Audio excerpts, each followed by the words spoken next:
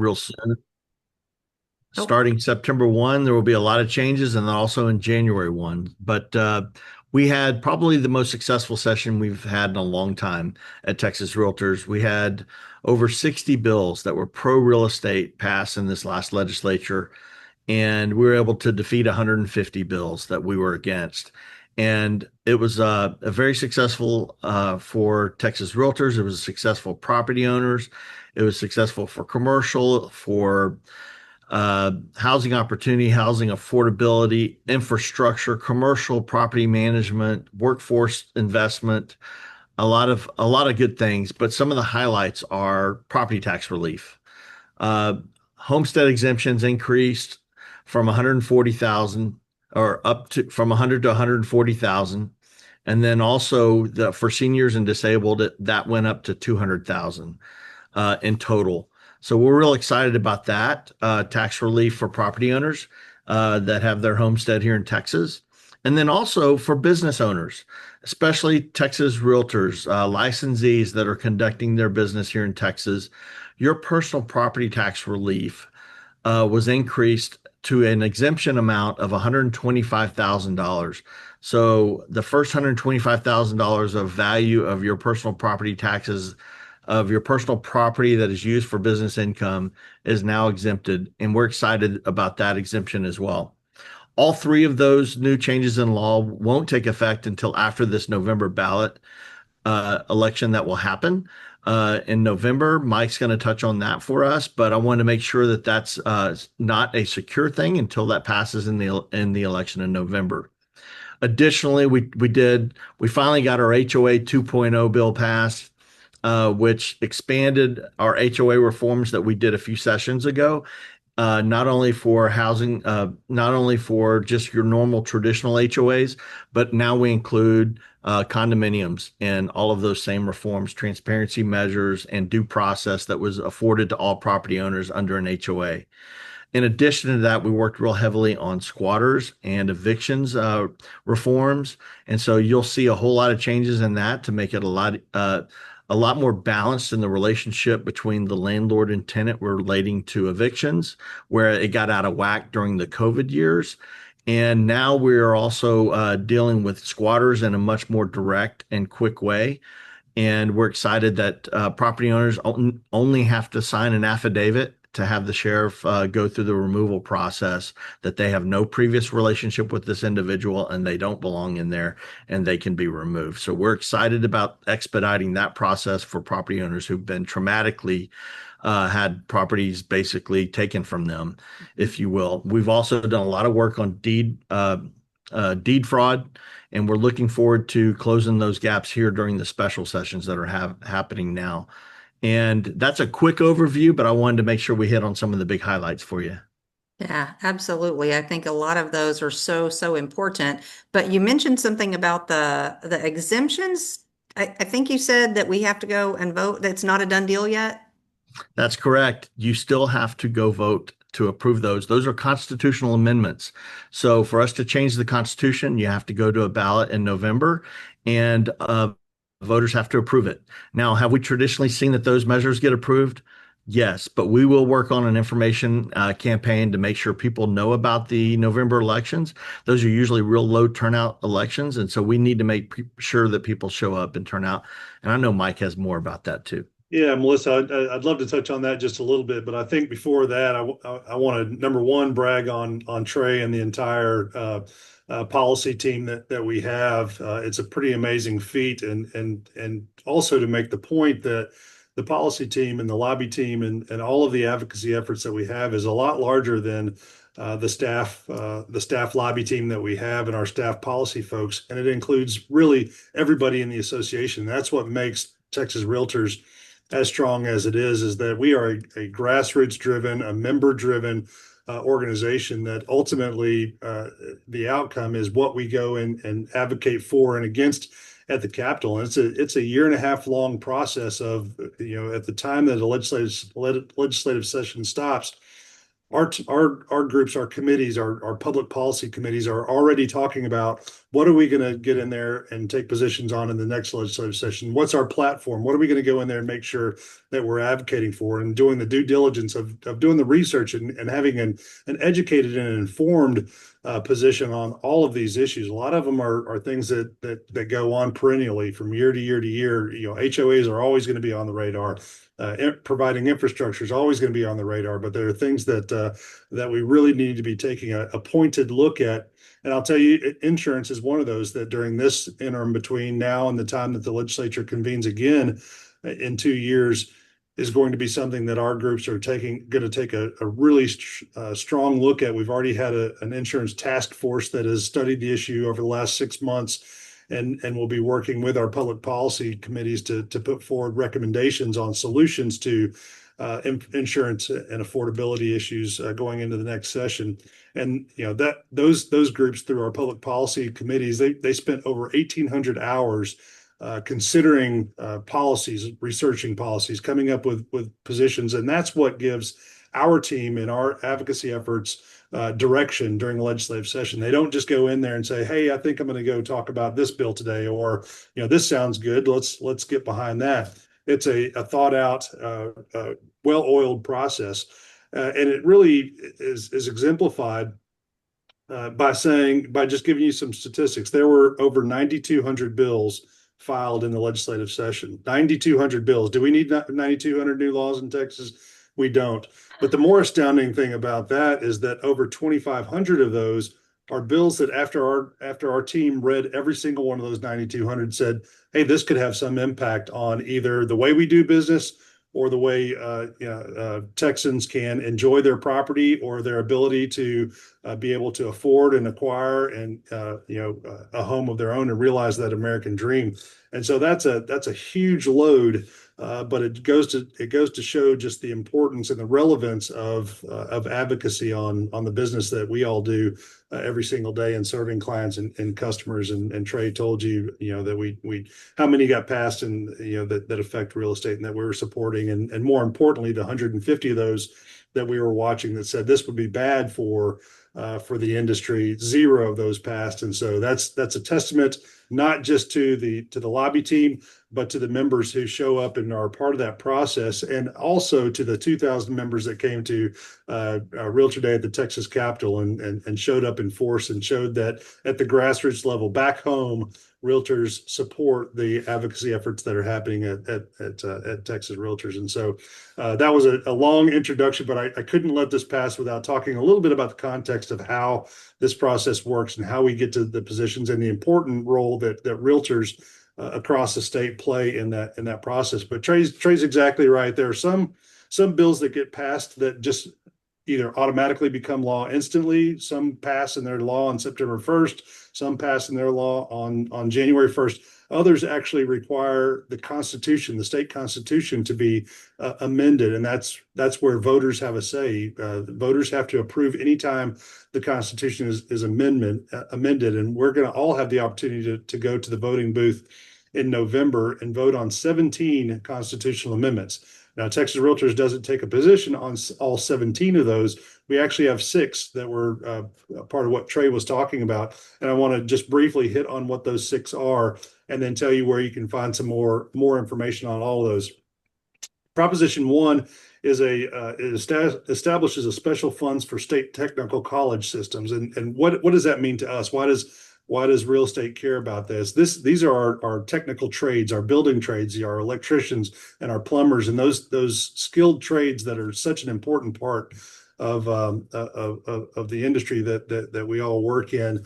And so bolstering that supply of folks that are qualified, that can do good work, is important to the organization. The next one, this one's pretty interesting because it prohibits a capital gains tax in the state of Texas.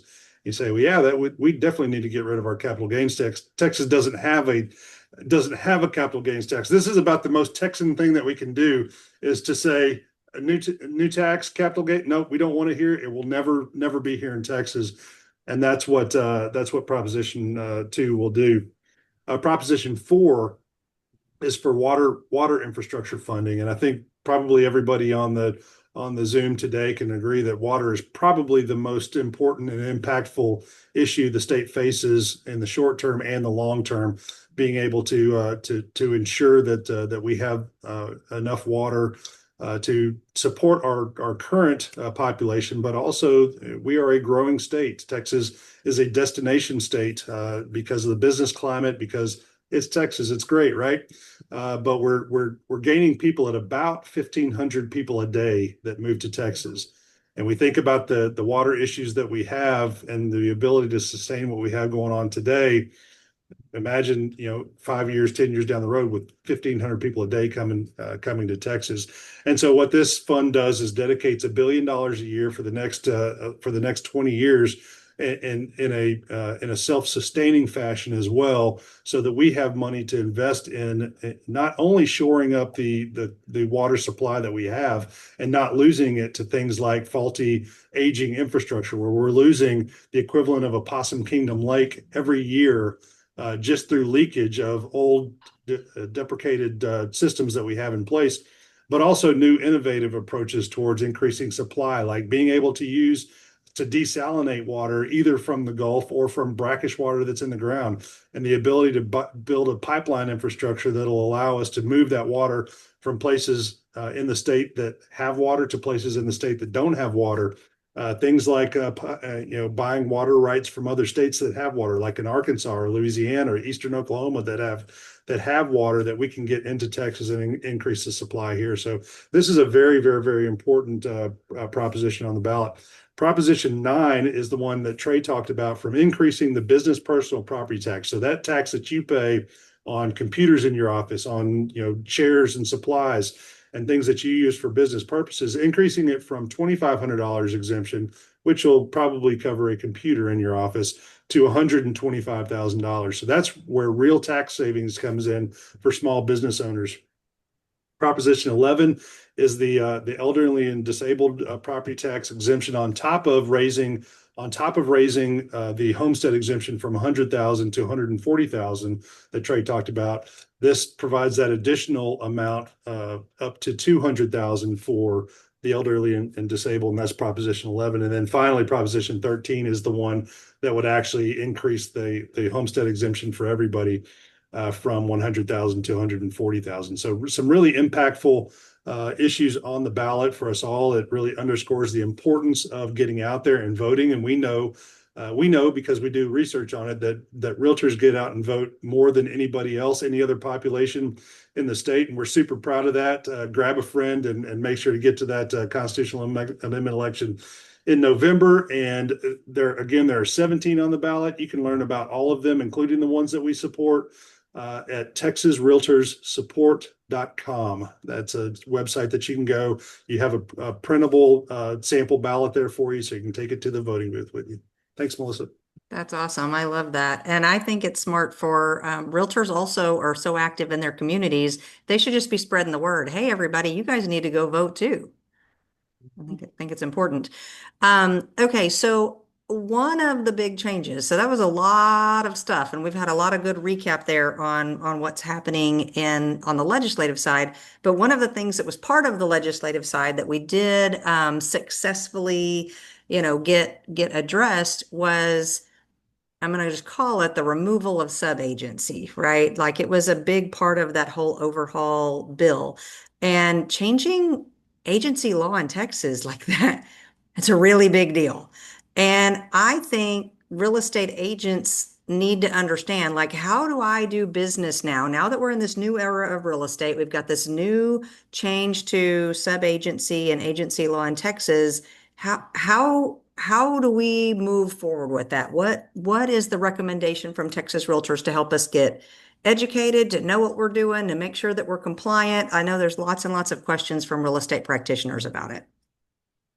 Yeah, Melissa, for sure. This is Christy, and I would love to tackle that one with you if you don't mind, because it was one of the more exciting moments, I think, within the legislative session this year, because sub-agency has been around for a really long time, and it has been really misunderstood, misused, and just flat confusing for everybody, whether you were getting a license or whether you've been in this business for 30 plus years. It was sticky. And I need to go back in time just a second to get us up to the future and where we are today moving forward. Just in November of 2024, that's not that long ago, that NAR settlement became codified. And when that happened, that opened a big door for opportunity. And the staff at Texas Realtors, the leadership team, we kind of wanted to seize on an opportunity to better define our practices and what we do and how we treat consumers and button things up a little bit. So it was an aggressive move, but I think no better way to advocate for our members to make sure that not only is everyone going to be in compliance with that settlement agreement, but that we're really, really doing business like we should be doing, honestly, in this modern era. And so Senate Bill 1968 was the TREC housekeeping bill. Now, if you want to look that up, I really encourage everyone on the call to look up that bill. There was a lot in there that affects the Real Estate Commission. And when we go to change statute, which is where TREC lives, that's where their rules are made, we need to put it into this housekeeping bill. And it's kind of a crummy name, but it's got a really good purpose, and that it's continuously looking at making the Real Estate Commission a better, more modern agency. So that's where this idea of repealing sub-agency was founded and where it kind of landed. So really what it did, and it's really quite simple, you're right, it repeals sub-agency. But why that is so significant is because it allows practitioners now, and this is whether you're a member or a non-member, that means all licensees in the state of Texas now have to follow the same rules on this point, where you can now enter into what we call a non-exclusive, non-representation showing agreement with a customer. So before, showing was a brokerage activity that meant that you are in an agency relationship at that point. And with sub-agency, it meant you defaulted to the seller, right? Well, this is not what people are wanting. This is not what the consumer was needing. And so this new carve-out now allows the interaction with a customer to begin with what we were kind of affectionately calling the dating form. I know that's kind of a real like basic term, but it's kind of what it is, right?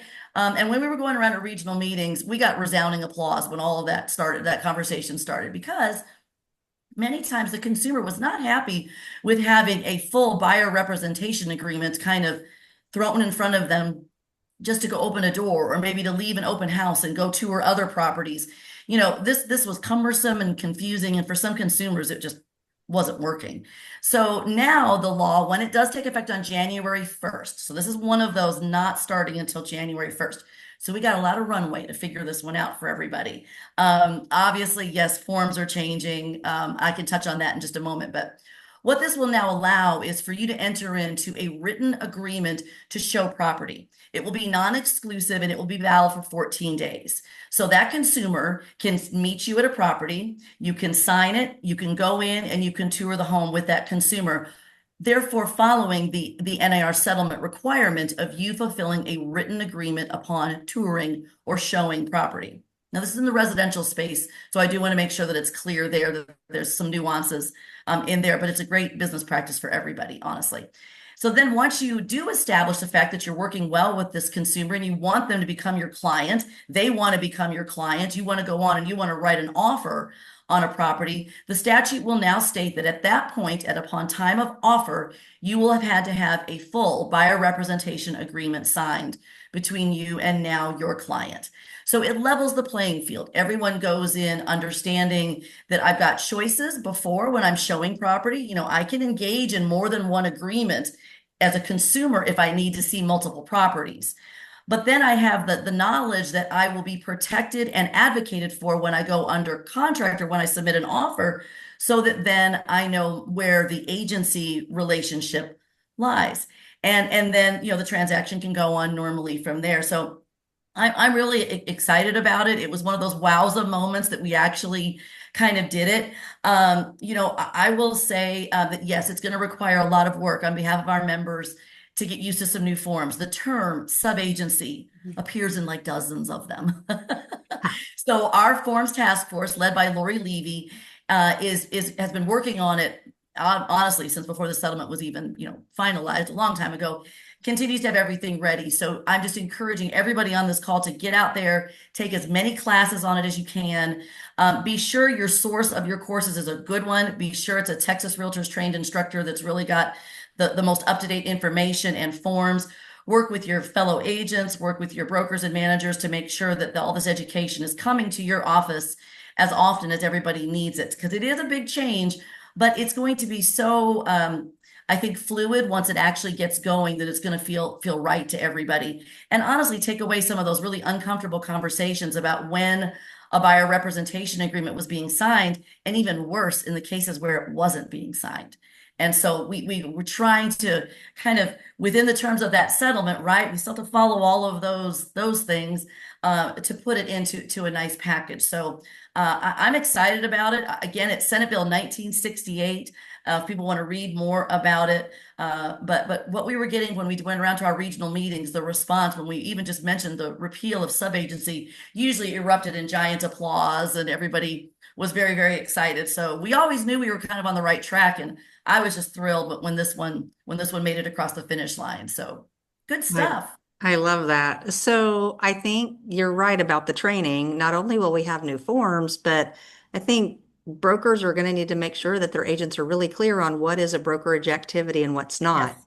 What can Yes. you do for a consumer that's your customer and what can you not do because they're not a client, right? I think Yeah. it's going to be really a huge learning curve for the agents to make sure that they know what they're doing. So Yeah, maybe retraining and maybe eliminating a few bad habits that had developed, and maybe now we can get them into a good space. So yeah, I agree. Showing property boot camp 101. Let's go back to basics and start it over again. And let's go through some of those scripts and make sure that we can get a good feel for the conversations that can happen. And I believe the consumers are going to feel really good about it. They're going to know that that they have phases in which to do this whole big transaction. And agents are going to have a chance, members are going to have a chance to get to know, hey, is this a client I want to work with? Do I want to progress into that next position? And then are we representing each other correctly and working together correctly within the confines of that buyer rep agreement once we decide to purchase or lease something? So purchase, yeah. And that transparency was such a big part of the settlement. That's why I want to make sure that we're emphasizing the written agreement piece of this thing, whether it be the buyer's rep agreement at the appropriate stage or this showing agreement. Yeah. Make sure that whatever route is chosen, that we're making sure that there's a written agreement documenting that at every step of the way. And we'll be developing and releasing that written agreement that can be used in those non-representative showing situations as well. yeah, And Melissa, I want to mention real quickly that short form buyer representation agreement that was created closer to when the settlement was in place, that is not what the showing form is going to look like necessarily. It's going to have some of the same elements, but this showing form is actually brand new. So everyone should be watching for that and not get confused between the two. Yeah, I think that's smart. And I think it's important, and I'll just ask, I don't know if we know the answer. Some of the things that I realize and I am conscious of, we've got all these changes and we may not know all of the answers, but I had heard at the conference that while they might be working on the forms, and Lori Levy and her forms committee, like you said, might be working on the forms, they're not coming out tomorrow. And the reason they're not coming out right now is because this doesn't take effect until January. And so the forms, we should be looking for them. I don't know if maybe you guys have a timeline or not, but I'm going to guess November, December for a January rollout, because they don't want us to be confused out in the field and start using things we don't have to. And I think it's also important to note, and you guys correct me if I'm wrong, but there's no requirement that you use the dating form. If you sit down and meet with somebody and you're like, let's get married, we don't need to do the dating thing, then you can just sign a buyer rep agreement Absolutely. up front. Yeah, or you can go this other route before you sign a buyer representation. Absolutely. You've got the flexibility there, which we think is important. Some brokers have policies that dictate that, and it's super important that you follow that broker policy for sure. Yeah, I agree. And to Melissa, the real estate commission themselves, the broker lawyer committee, they're going through a lot of forms as well right now. Those changes come out toward the end of the year also. So yeah, this is all going to just kind of be a little bit of a slow roll, but it will all be ready when needed. So yeah.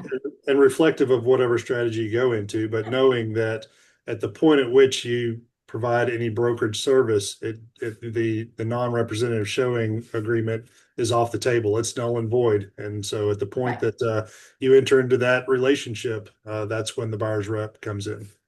Absolutely. Yeah. And I'm going to guess, and I'll ask one more question about this because you mentioned the Trek forms, and I know the Trek forms are out for public comment right now. Yep. Those have already been redone and they're out for public comment, and people can do that. But when the TXR forms come out, is there the option to have feedback on those forms? Because I thought I saw some revisions to maybe a listing agreement or something on the Texas Realtors website where we could put our comments in. Will there be comments for these forms too?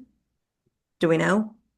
I think what's important to know is we're always accepting comments. That's one of the things. We don't really have like a defined period for that. Anytime a member is using a form or has something or is looking for something, I think that's just the time to email Texas Realtors and just submit it, honestly, because we do have an ever evolving plane when it comes to the forms in general. So yeah, for sure. We set up a really robust task force of a lot of members to bring that input in very early on. And so all communication on that is good communication. So honestly, we welcome it at any time, Melissa. Melissa, sometimes there are things that a statute requires, and it's a tweak to a form that there's not really there's a No different wiggle room. of emphasis Yeah. that feedback would put. But a really good example, and this may lead us right into Jennifer's next topic here that we're going to talk about. But recently, we produced a form that could be used by MLSs to comply with NAR's new rule on delayed marketing exempt listings,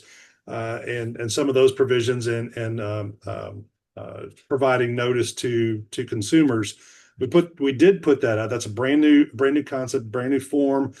We put that out for feedback and realized, hey, this isn't a one size fits all situation. There's some MLSs that have been ahead of this for a long time and have different ways of complying with the rules. And this would actually interfere with their ability to continue doing things the way that they were doing, that is in compliance with the with NAR's rulemaking. We got that feedback and said, "Oh, great! This is why we asked for feedback." So what that ended up resulting in is not a mandatory new form in place, but rather we because a lot of MLSs said, "Oh yeah, we really want this. This would be great for us." So we created it as a model form, model disclosure that MLSs can adopt, and that's how it turned out. And that's why that feedback process is super important, and making your voice be heard on these things, because it could be that a room full of lawyers didn't think about what you think about as a practitioner or as an MLS administrator in this case.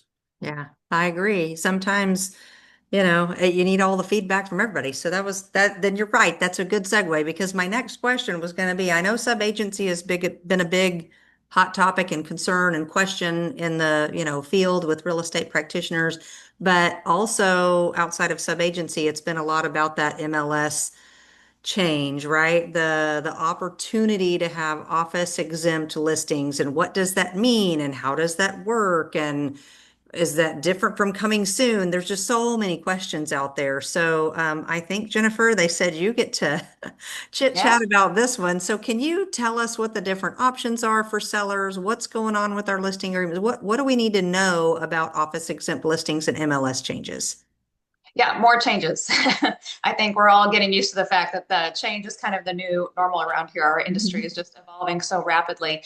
But to your point, most of you probably remember several years ago when NAR implemented the clear cooperation rule, which meant that once you publicly marketed a home, you put a sign in the yard, you posted about it on social media, you then had to put it into the MLS within 24 hours. The intent behind that was to make sure that everybody could see every house that was for sale.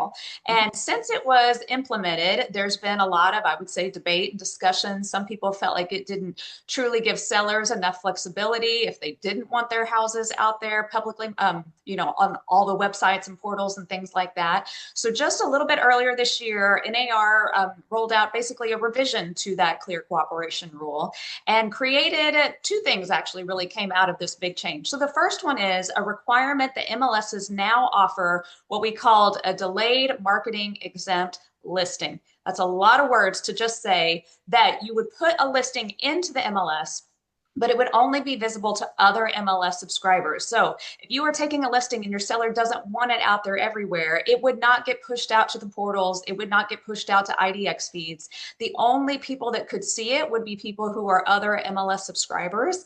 A lot of times it's what I've heard people call it a skinny listing. It doesn't have as much data or information as the full listings would have, but it would still be in the MLS. So it would still be in compliance. Now that's one option. You can still do that office exempt that you mentioned before. And then you have the going onto the MLS broad marketing going out to everywhere. So it kind of added a middle step in there where you could still put it in MLS, other agents could find it, but like I said, it doesn't get put out there everywhere. That was the first big change, was requiring MLSs to now offer that status. The second one is if your sellers are choosing not to go into the MLS and out to all the IDX feeds and portals, they need to sign a disclosure. So this is just saying you have educated them on the fact that if their home is not going to be visible to everyone, that maybe they are not going to get the highest price or the best terms. It could affect what type of offers they get. Seller has a total right to do that, but it was just a disclosure acknowledging that you have gone over that with them and explained to them the possible negative repercussions of not being out there on the market. So now it's just a couple more little steps that you have to go through if you want to keep that listing off market. As Mike just mentioned, one of the things, the question we got when we were traveling around the state, people were saying, well, you guys give us great forms. Are you going to make a form for this? So we do have a model disclosure out there. If you want to use it, great. If not, you don't have to. Your MLS, your brokerage can come up with whichever disclosure they want to. They did put a deadline on there. So all MLSs should be in compliance with this new rule by September 30th. Some MLSs were already in compliance. My MLS already had a private per seller status, so we don't have to do anything different. We already had it. I've heard of some other MLSs that had what they called kind of a flex listing where you could control where it went out to. So some MLSs don't need to do anything different, but if you didn't have any type of other status other than just active and on the market, then MLSs have to implement that by September 30th. So those are the two big things. And the big thing agents need to know is they just need to be sure that they can properly explain to the seller the pros and cons of each one of those things. If you have been reading the headlines, there are some portals out there that have said, if you don't put it in the MLS and you keep it off, then you change your mind later and you want to go in the MLS, we will not showcase that listing. So it's really important that you know, so that way you can accurately inform the seller and then they can decide to do whatever's right for them. Yeah. Yeah. And, limited exposure to your point, there is some risk there. So I'm glad that we're giving some kind of disclosure to the property owners, not having full market exposure. Here's some things that could happen. And, then giving them that opportunity to make that informed decision, right? Isn't that the best part? Exactly. Yep. We're just going to give them all the information. Sellers have the right to choose whatever fits best for them. I love that. All right. Well, now that we've kind of talked through sub-agency, we've talked through this office exempt listing thing, and we've gotten a lot of updates on the legislative stuff. I know that I learned a ton of stuff at the Shaping Texas conference that we just all got home from. Some of you may still not have your bags unpacked, like we just got back. So I feel like it was successful. I hope you do too, but I would love to know what did we miss if we didn't go? If somebody that's watching today was like, I wanted to go, I couldn't go, what sorts of things do we need to make sure that they are in the loop on that are big deals for real estate practitioners? All right, I'll handle that one, Melissa, for sure. And first of all, if you weren't there, we missed you. So please try to make it next time. It was a great conference, and I don't know if y'all can tell my voice, I'm still getting my voice back. I probably talk way too much. So still working on that. One of the biggest things that happened, and even though Christy's going to be steering the ship or driving our bus for a few more months, we installed Jennifer Wauhob as the chair for next year. So we had a great installation, and we're excited about that. So that's right out of the gate. A lot of what we heard, Lori Levy got around quite a bit and did a lot of legal updates. And that's a lot of what everybody's talking about. So, and I noticed, I think Gabby put a link in there. Everything we've been talking about, go to texasrealtors.com and search for those. We've got deadlines on there. We've got form changes, all the good things. But Lori did a legal update on the agency bill, just like we were talking about, foreign buyers, squatters, form updates and deadlines. So make sure you check that out. Also, we talked a lot about our image campaign, and we've done a member-facing campaign that hopefully y'all seen some things about. As we've gone through these times, we want you as members. Sometimes we're not good about bragging about ourselves and what we bring to the table. So check some of that out in our member-facing campaign. We also did a consumer-facing campaign. We're also not very good as agents. Sometimes we're working on a deal for 30 days sometimes to get from contract to closing, and we don't talk about everything that goes on behind the scenes. So there's some really good ads that are out there. We've done a lot of social media things, but those are for you to copy and paste and use as you would like. So please get those out there. We can get you some more information on that. We also, your treasurer this year presented an outstanding budget that was approved by our executive committee. And in that budget, y'all will be happy to know that there is not going to be a dues increase this year. And there has not been a dues increase since 2012. Thank you, Melissa. Everybody feel free to applaud. We did vote to continue our impact fee of $30 and our legal assessment of $10. Obviously, those are important in what we do. So you will still see that. I'm not very, obviously, I think everybody knows this by now. I'm not super tech savvy, but I'm going to see if I can share my screen. Melissa, this may blow the whole thing up, but let me see if it will. I don't think it. Well, it will. Looky It here. might. Try that. And Let's I try. wonder who that fabulous secretary treasurer with that great report might have been. Oh, Oh, he's a it super was good Tony. guy here. He's a super good guy here. He is So a super good guy. can Oh, y'all see? I love this. Yes. Do you know how to make that bigger? Because this was a really good slide at the board of directors meeting. No, I don't know how to make that bigger. Can y'all see it at all? We can see it. That's okay. Go ahead and tell us what's Okay. going on this, though, because this was really great information about how much money it actually cost us for some of the things that we have access to. Yeah, so this is a great infographic. I don't know. Hopefully, y'all can get that QR code up in the left-hand corner. But what we're trying to talk to you about in our image campaign and this infographic is what do you get for your $157 that you're paying for dues every year? And this is where do my dues go? And it's incredible to me what we get for the value, what value we get for the dollar. And you can see about $56 goes towards advocacy, almost $12 through market research.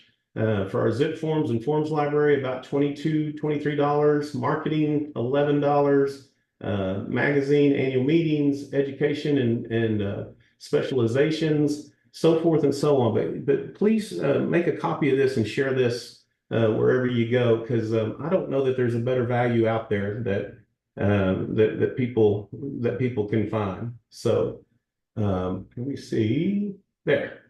Hopefully y'all were able to see that. I couldn't see anything on my side, but man, this Apple Watch is coming in handy. I got all kinds of technological features. You're more tech savvy than you thought. So, and then one thing I'll kind of end with is we were super proud to recognize our associations that were affected by the floods in Texas, and we're kind of still pushing on that a little bit. We were honored to provide funding to 5 local foundations this year. We did that a little bit, but we're proud of how we handled that this year. We were able to get the money out to the communities almost immediately through these foundations to help with immediate needs. And then also in conjunction with the Realtor Relief Fund, individuals can still apply for help individually and get help that way, get assistance that way. And TreePack is running a great program right now where if you make if you invest $35 in TreePack, they'll match that investment and put it towards the Realtor Relief Fund. So I'd sure encourage y'all to do that. There was a lot more going on at the conference. It was a great conference. We hope y'all can all come to winter meeting and then come to the conference next year. You're right, Melissa. There's just so much to soak in and what's going on there and the networking that you have and the seeing old friends and catching up and all the good things in between. So thank you very much. Absolutely. So you brought something up about the Realtors Relief Foundation, and I don't know if this is still true, but you said that if we invest in Tree Pack, that they'll do a matching donation for Realtors Relief Foundation. Is there still an opportunity for someone just to give to the Realtors Relief Foundation? And if they do that, do we know if it goes to Texas or just goes in the big pot? And if we need it, we get it because we've got people that might still be making applications from Texas. I may let Christy or Mike or Trey speak to that a little bit. My understanding is the Realtor Relief Fund, we would probably go to national. We're working with them and they have been sending money our way to help us with local efforts. Yeah, so right now, and kudos to the Realtor Relief Foundation. Instantly, as we were coming off the aftermath of the flooding, and we were communicating directly with them, you could tell where their hearts were. Certainly in the Hill Country, it took no amount of time for them to say we are there for whatever you need, and RRF earmarked $500,000 to be able to go directly to individuals who were impacted by the flooding, who suffered property damage. And there's so much more than property damage, but that's what Realtor Relief Foundation is dedicated towards. And so we've got individuals down there who are applying for those funds today, and that'll get money into their hands. What Tony was talking about also was Texas Realtors investment in relief, and that was an instant. As it was happening, our disaster relief fund being able to contribute those amounts of money into those community foundations that were instantly able to get food in people's bellies and shoes on feet and people into shelter. And that was a $50,000 support effort there. Melissa, to your specific question, Realtor Relief Foundation at the national level is still fundraising. You see the note in the chat right now is still fundraising, and that money is dedicated to Texas. That's NAR and RRF's Realtor Relief Foundation's commitment to this effort. That's awesome. Yeah, I saw at the board of directors meeting at the conference, Joanne Stevens did a really great presentation, and I sat right there and gave some money because I was like, oh, my heart's breaking again. Yeah. So yes, I'm Yeah, glad I that, did the same thing. Thank you for that. Yeah. yep, absolutely. All right. Well, I feel like we have covered a ton of stuff. Is there anything else, Mike, that you feel like, you know what, we got to make sure that we get the word out about this thing before Yeah. we let you guys go today? Yeah, and I just want to add some exclamation points on some of the stuff that Tony was talking about, and I'm sure the links were flying on there, but we really do. When Tony was talking about the consumer campaigns out there, we realized that more than ever, especially as we were coming out of the lawsuit, out of the settlement, and the media was completely getting the story wrong.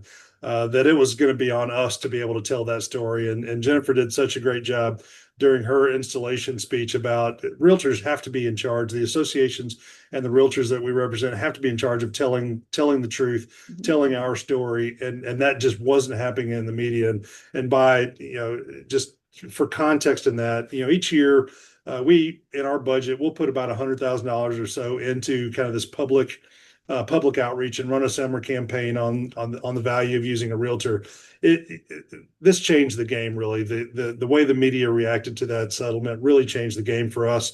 It wasn't long after that happened that we committed $6 million over 2024 and 2025 towards getting the truth out there and being able to promote really the value that not only realtors have to their clients in a transaction, the important role that you all play, and the million things that you do that they think just instantly magically happens, and all of a sudden a deal works for them. It's because of the hard work, but also what you're doing in the communities that you serve, what we're doing at the advocacy level. And so that $6 million over the last 8 months or so has really gone towards first debunking some of the myths that were out there that were put out by the media. That was our first phase of this project. The second one, as we're coming into the legislative session, it was a perfect time to talk about how realtors were out there advocating for all these great things that we just talked about, to make sure that those those bills that would have harmfully impacted the industry and your clients and customers did not pass. And so we spent some time talking about that coming into the legislative session. But the last thing the phase that we're in now and that will continue moving forward is really telling the story of the value that you bring to the transaction, to the consumers, to the clients that you serve. And that's where we are now. And Tony mentioned that we have some shareable resources, and we are, obviously with $6 million buying the heck out of ad space, and it's all digital and targeted ads towards these individual groups of targeted consumers, which is why you may not have seen these things, because you already get it. So we can spend $1 telling that story to somebody else and not telling it to you. But at the same time, we want to make sure that you know that those resources are available, and we hope that you can amplify that within your spheres of influence by sharing some of these things. And we'd love to show you those commercials now, but hopefully you've all seen them already. But we're happy to share them later. But you can find them at texasrealestate.com/consumer campaigns.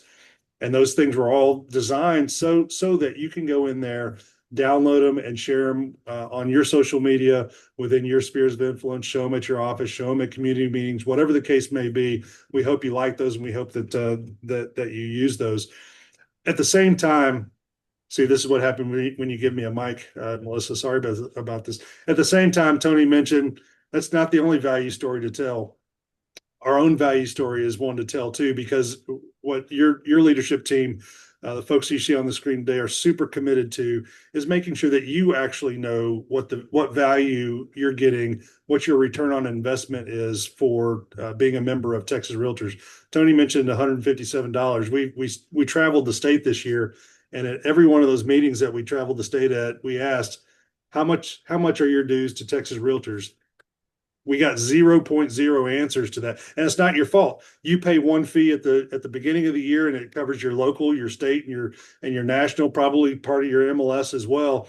You pay one fee, and then later you say, what am I paying all this money for?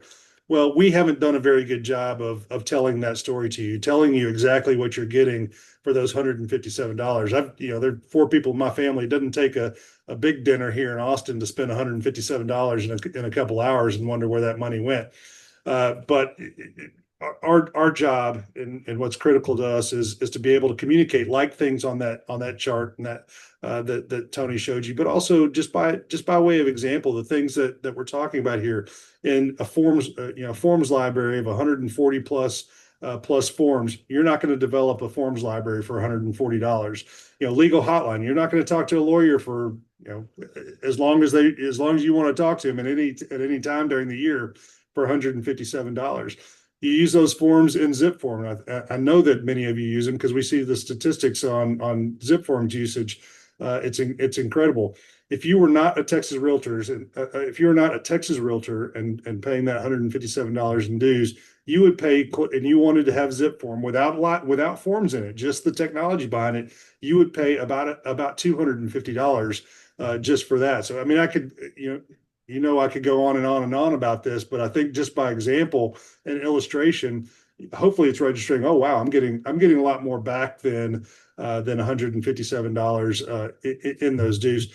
The last thing I'll say, Melissa, speaking of zip form, we want you to know here next month towards the end of next month, zip form is rolling out in Texas a completely overhauled platform.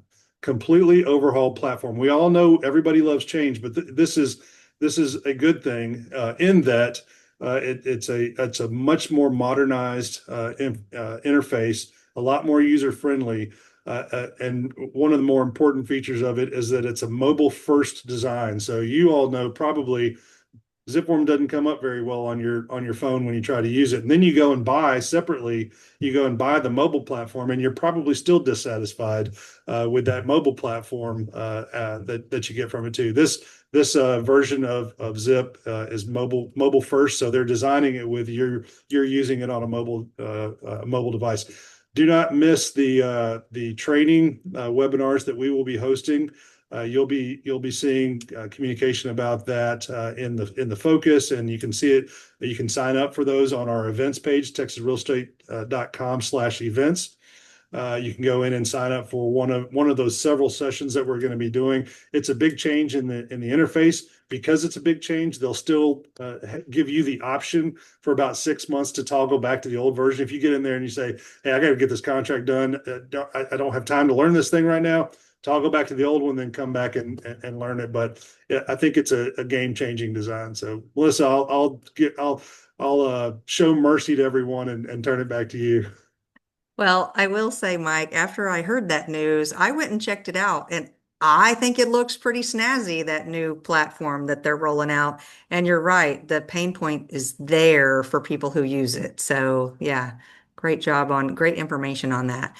All right, well, y'all, we have had almost a whole hour of great discussion. There was so much to cover. I know we could have gone for a whole other hour and we could have taken a deeper dive and all the stuff Trey brought up, and there was just so much going on. But I really, really appreciate all of you being here today. I know that everybody who was watching got some great information. We're going to save our recording and we'll get it out to some folks who maybe had signed up and couldn't make it today. But again, thank you guys so much for all of your time, and we'll do this again and keep everybody updated as, as more change happens, because it seems to be the theme. Change is a coming. Awesome. All right. Well, everybody, y'all have a great rest of your day, and we will see you next time. Thanks, Melissa. You as well. Appreciate being here. Absolutely. Bye, everybody.